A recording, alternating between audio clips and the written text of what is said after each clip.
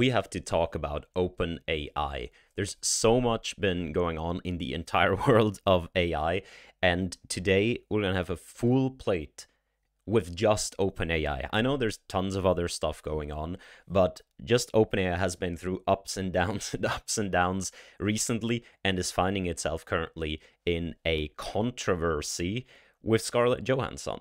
We'll get to that at the end, but you surely have heard them introducing their new model, GPT-4o.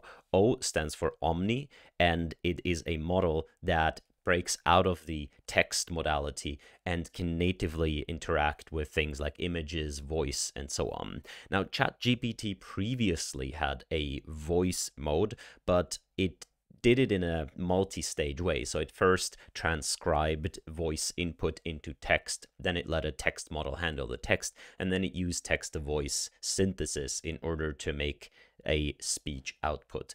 GPT-4o, at least as far as we know, natively processes all of these things at the same time in the same model, and therefore can provide a much more unified experience and much more real time. So if you have seen the demos and the announcements, you will have seen people interacting with the app in a quite a real-time fashion, so it will talk back to them. Now, this is YouTube. I'm not going to show any sound. I'll show you why later. Always with YouTube, copyright things are at the forefront. But as you can see right here, the model is able to naturally interact with video, or at least on a frame-by-frame basis. You can interrupt it, like it's real time like that, and it just generally shows a great level of multimodal understanding, has sort of a humanness to it. Now, the humanness in part comes from the fact that the voice engine has been, the development in that has been absolutely incredible, and getting this to the real-time like state that it is really, really crazy. So GPT-4o has been,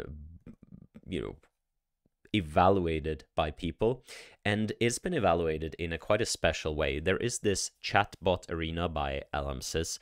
They will pit two models against each other, and then you have to choose which one's better and so on. You don't know which one's which. So this is a way to just, from a human assessment, assess different language model performances. Now, GPT-4o has been smashing that. What OpenAI has actually done is they have submitted a sort of fake name. They had different iterations. Here is a leaderboard with more of the iterations. They had different iterations of this. So first it appeared as a model called GPT-2 chatbot, and that got replaced by a model by I'm a good GPT-2 chatbot, and then I'm also a good GPT-2 chatbot. These models quickly shot to the top, and people who have evaluated them have noticed that they are aware of current events and things like this. So it is reasonably possible these things do have access to the internet in the background. Now, this is fine, I think, from an LMSys evaluation perspective. You just care which model is better, no matter how it does that.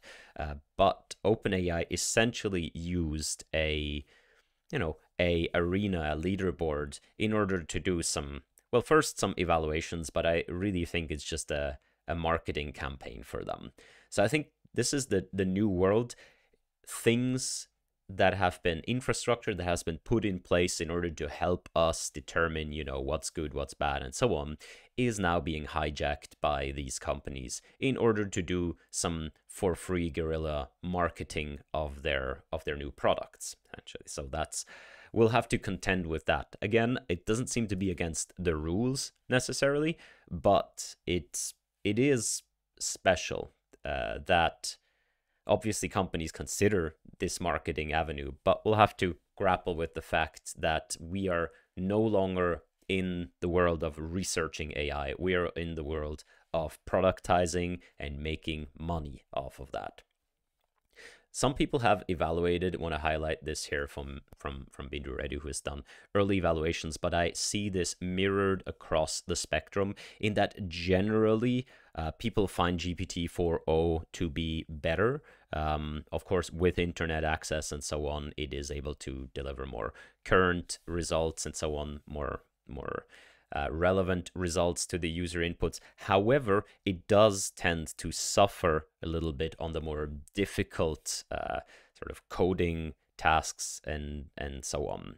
These are just first evaluations, but I do see that mirrored from several other people. Now, it could be that the prompting is different or something like this, which we've seen in the past, but it could also be, and actually something that is quite likely, is that OpenAI has made a conscious trade-off here between performance on things like, you know, coding, reasoning, whatever you call that, trading that off for this more multimodal performance and more speed. So GPT-4o, I believe, is faster and cheaper than GPT-4 Turbo and can interact with all of these different modalities, right? So the trade-off here is it may not be as good on very particular tasks as the previous models. Although in the evaluations, it does look really good in the ones that OpenAI has performed, but you can see that there is no longer this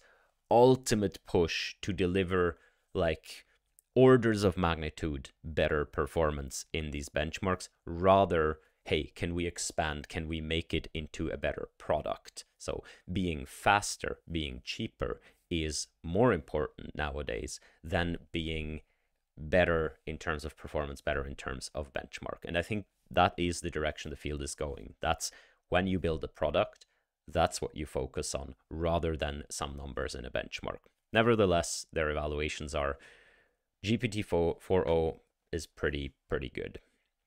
They've also made some other announcements in their spring update, in improvements to data analysis in ChatGPT. By the way, GPT-4o is also supposed to come for free in various aspects into ChatGPT. So the race is now really on between Google's new announcements, which were also pretty crazy, Microsoft's new announcements, which is kind of the same as OpenAI, but not. So and other announcements. Apparently Anthropic also is brewing something new. There's lots of stuff going on, so we really see market dynamics kicking in here. There's also a new OpenAI and Reddit partnership. So people will remember that Reddit closed down some of their APIs in order to better be able to monetize their data, and they're doing so in a partnership with OpenAI, among others. Apple also is said to have a deal with OpenAI to make ChatGPT, or OpenAI's models, the provider for features like Siri. So Siri has once been revolutionary because of their Siri's like humor and quippy responses and so on, but Siri was a bit ahead of its time in that they put in a ton of effort to really make that thing work. And then, as far as I know, nobody really used Siri or any of the other phone assistants for anything else except like set an alarm or something, or what's the weather like, or something like this. Like, all of these prophecies have never materialized. That's, by the way, also why I'm somewhat skeptical of the current generation of agents, even though I do think they have a much higher potential being bottom-up, data-driven, and generalist, rather than the previous generation of agents like the Google Assistant and the Siri and so on, that essentially had hundreds and hundreds of hard-coded paths that you would have to trigger with some keywords. Interesting that Apple says it's nearing a deal with OpenAI, or whereas just previously there were reports of of Apple and Google nearing some sort of deal. So I guess we'll see how that pans out for the next generation of iOS assistants, but I think there's cool things to come here. Also, not in today's video, but Microsoft just announced like Copilot integration into everything the Windows operating system does, which I don't think is gonna work, but if it works, it's gonna be crazy. their controversies starting, I guess. So among a few people leaving, and we'll get to that, namely Jan Leike and Ilya Sutskever, there have been reports popping up that OpenAI has very restrictive practices with respect to people leaving.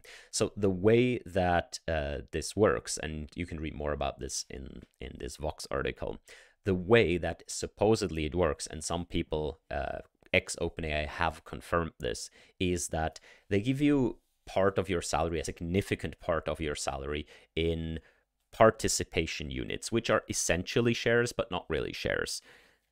So they're something that's tied to the shares. So essentially they give you these pieces of paper, and the pieces of paper say, hey, in the future, you may get some money for this, depending on how well the company's doing. So it's like a share, but they have some restrictions, like the company, only the company can buy them, and they will host events and say, okay, now we're buying X, we're buying them for X amount of dollars, and then you can choose to sell your participation units.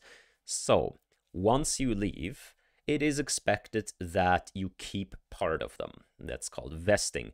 So the day one you join OpenAI, if you left again, you give back all of them. If you, after 1 year, leave OpenAI, you give back most of them. If you leave after 2 years, you give back half of them, or something like this. And then after a couple of years, you may have earned a lot of them, and then you can keep those. However, these things had a sort of a legal backdoor in it, such that when people left,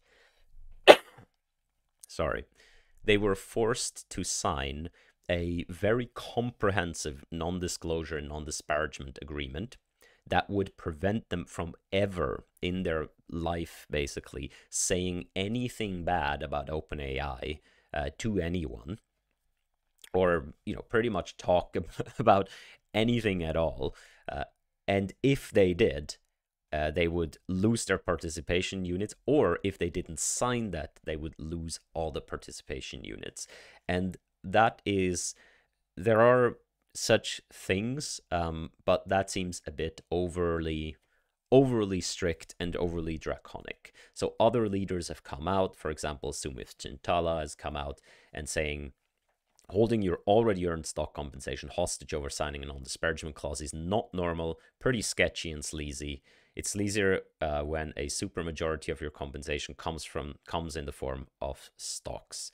And yes, that has been confirmed. So Sam Altman has come out and said, oh, I said essentially, hey, I wasn't really aware of that, and that is not cool, and will stop doing that. So controversy 1 averted. Sam come out and say, hey, we'll make it right. That is not okay. You know, I wasn't aware. Okay.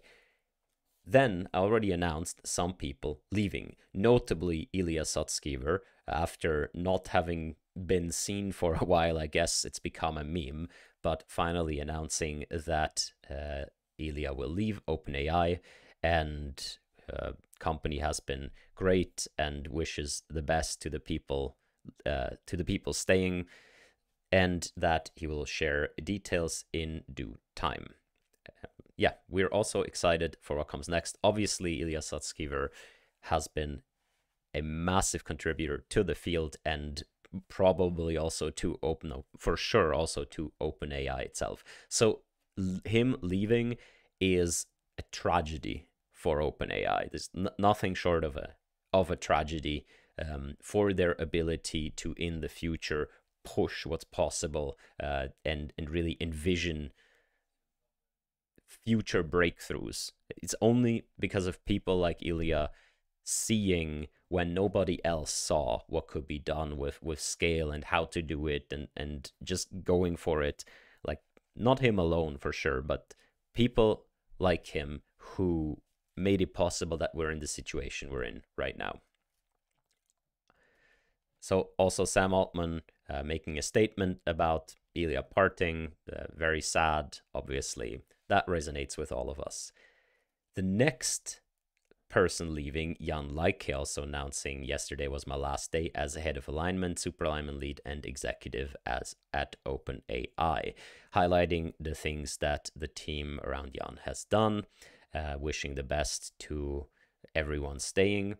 However, saying, I've been disagreeing with OpenAI leadership about the company's core priorities for quite some time until we finally reached the breaking point. I believe much more of our bandwidth should be spent getting ready for the next generations of model, security, monitoring, preparedness, adversarial robustness, super alignment, confidentiality, societal impact, and so on. Yada, yada, yada, saying that the team around Like has been struggling to get the compute for the necessary experiments. So essentially saying inside of OpenAI, safety, alignment, and so on has been deprioritized, probably in favor of more producty stuff. Hey, can we get ChatGPT to do data analysis? Hey, can we do Reddit data? Hey, can we do, integrate into macOS and things like this? So you can again see this from this perspective we had at the beginning. OpenAI shifting away from this researchy company more and more towards a product company, towards a company that wants to monetize their current technology and make it more, appealing to more users, push it out to more channels and so on, which not directly, but in a way is in opposition to this, we're building AGI and, we need to take care of it if it turns out to be too intelligent and so on. So in the past, I think we've covered Jan Leike's views a little bit, but I don't want to ascribe things to him personally, but generally seems to be in the camp of what one would, not necessarily the doomers, but in that direction, essentially saying this stuff is going to be very dangerous very soon, and we need right now to take care of aligning it with human values, and, what if it's more intelligent than we and we can't stop it anymore, and so on. And yeah, so when someone like this formulates this, it all sounds quite reasonable. In my personal opinion, this is all hogwash. In my personal opinion, and again, nothing personally against Jan or anyone on this team and so on, and the research is also super cool that they've put out.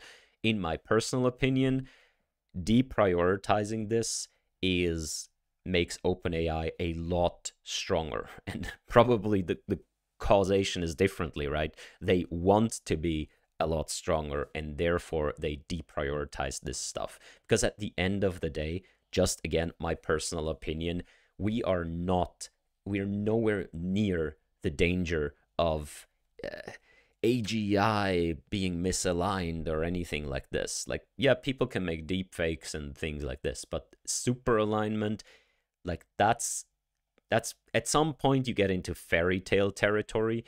And then you can always say, ooh, this is probably going to be soon and we need to act now. And it's an unfalsifiable statement. You can never prove them wrong, because you can always say, well, if we build something that's so smart, it can outsmart all of you. And if we do that, isn't that terrible? Shouldn't we do everything in our power? And then they show some curves. You know what's a good curve? Like track the performance of computers versus humans in long integer division. Okay, you see like brrr, and then it surpasses human level skill, like human sota, it surpasses, and then just up out the top, right? Or chess, like playing chess or something like this. Like, that's the situation we found ourselves in, except the axis is like statistically modeling language or something like this. Sure, you can do more stuff with it, but it is wildly different from like super intelligence and dangerous super alignment and so on. So again, cool research, I'm sure good people. However, these people departing are a good thing for OpenAI in the current climate, where it's about who can win the current market.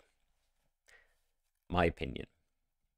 Also here, Sam Altman wishing Jan, good luck. Greg Brockman coming out, iterating what they are doing in order to keep things safe and so on. Yeah.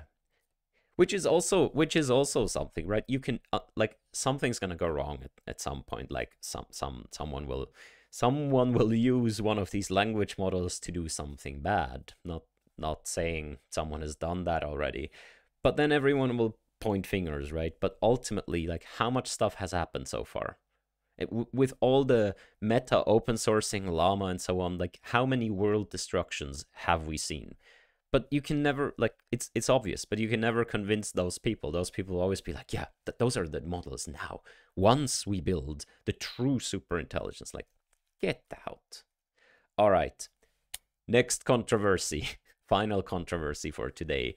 The voices. So if you've seen the GPT-4o announcement, you may have thought, well, that's kind of a sexy voice that ChatGPT has there. And people started questioning, that sounds a lot like Scarlett Johansson. Scarlett Johansson even had a role as like a AI intelligence in the movie Her.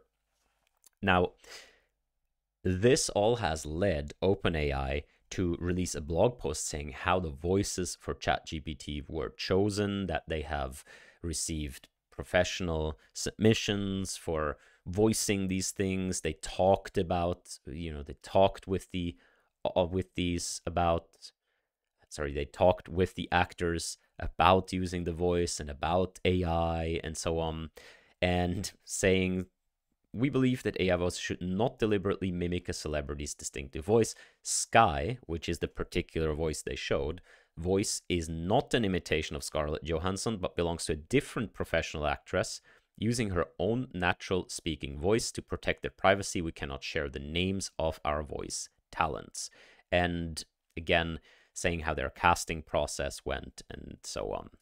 Each actor flew in, recording session, yada, yada, yada. Now, they are saying they're currently pausing this Sky voice that sounds like Scarlett Johansson. The whole world kind of wondered why. Why? If, for one, they're releasing this, oh, no, we did nothing wrong. It's not Scarlett Johansson. It's a different one. And also they're pausing this. Scarlett Johansson, at least I believe her legal team has come out with a statement telling a story that we hadn't heard from OpenAI, saying, last September, I received an offer from Sam Altman, who wanted to hire me to voice the current ChatGPT 4o system. He told me that he felt that by my voicing the system, I could bridge the gap between yada, yada, yada, yada, yada. After much consideration and for personal reasons, I declined the offer. 9 months later, my friends, family, and the general public all noted how much the newest system, named Sky, sounded like me. When I heard the release demo, I was shocked, angered, disbelief, bravity. And this tweet from Sam Altman also not really going. So after the release of GPT-4o, Sam Altman tweeted her. Nobody knows if that was like on purpose as a jab or just differently. So the timeline here syncs up. Probably Scarlett Johansson got contacted for this roll call for voicing the system, however declined. And okay, there's like a good interpretation and a bad interpretation. We'll get to that in a second.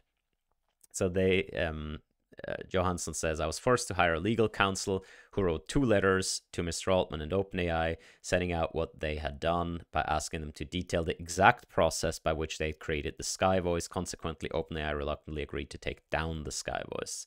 We're all grappling, yada, yada, yada, yada, our own identities, and so on. So,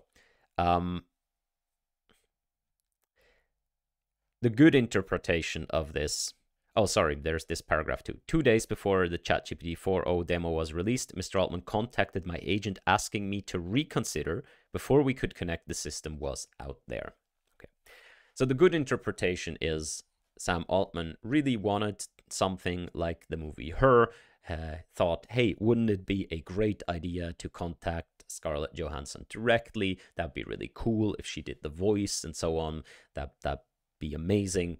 And then she declined. And then he set out and said, hey, why don't we just, hire someone who sounds very similar to that, because just the concept of that movie and of having this sort of, type of voice in the product seemed appealing. And that's how it came to be. And then to avoid legal stuff, they did not mention any of that in this they just listed how they did that roll call, and good. Okay. The other interpretation is, of course, that Sam Altman was salty that Johansson wouldn't do that and said, well, let's do it anyway. We can just either take her voice, or we can deliberately choose a person that sounds so much like her that it's basically her, right? Or we can even modify the voice and so on. There's various spectrums of this. However, I don't know. I think one cannot deny that at least they were going for an effect like that, right? And Johansson declining to do that should have given them a hint that maybe they should at least create some distance between her voice and that. So they're saying this is not her voice and so on, but I don't think you can make the argument they were not going for an effect like this, which to me, there is the hypocrisy right here. You have the stewards of safe AI, the people who didn't release GPT-4o because it was so dangerous. The people are so worried about misinformation and deepfakes. Unless it's them doing the deepfakes, unless it's them profiting from something, then we're fine. Then we're okay with, just sort of being very close to something else in order to create a certain effect. Not for you plebs, though. We will see that you plebs cannot do that with our technology. But we, the also ethical OpenAI, have every right to do anything we want as long as we're sort of legally clear, because it makes us money. Yeah, and that's the people who advise your governments, and that's the people who tell you to listen to them when it comes to safety and safe deployment, and who ask you to trust them that when they invent in AGI, they are going to use it responsibly and for the benefit of all of humanity. Right, sure, okay. No, that's not going to happen. So we need open source more than ever. We're all excited for the big Llama 3. We're all excited for the next iterations of Llama, and we're all excited for OpenAI to get some fires under their butts. So OpenAI sailing high on the release of a new model, absolutely, and it is a cool model, right? And they do cool things, and it is beyond what anyone else can do at the moment. Sliding partnerships with all kinds of things, and then sliding right into people leaving, ultimately controversy around their compensation of former employees, and lastly, currently in a tussle with Scarlett Johansson. I think that's enough Brabble for today. I wanna leave you alone now. Just know that this is only a tiny part of what happened over the last week or so, and hopefully we'll get to the rest soon, unless something else is happening. We'll keep you up to date, stay hydrated, and bye-bye.